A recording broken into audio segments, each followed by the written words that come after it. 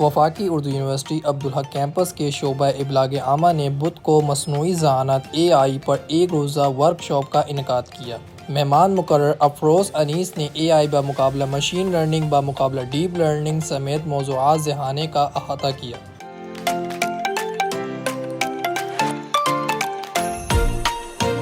Workshop میں gamma app, Gemini AI، slide AI، the map AI، Python زبان اور دیگر کے بارے میں آگاہی دی گئی۔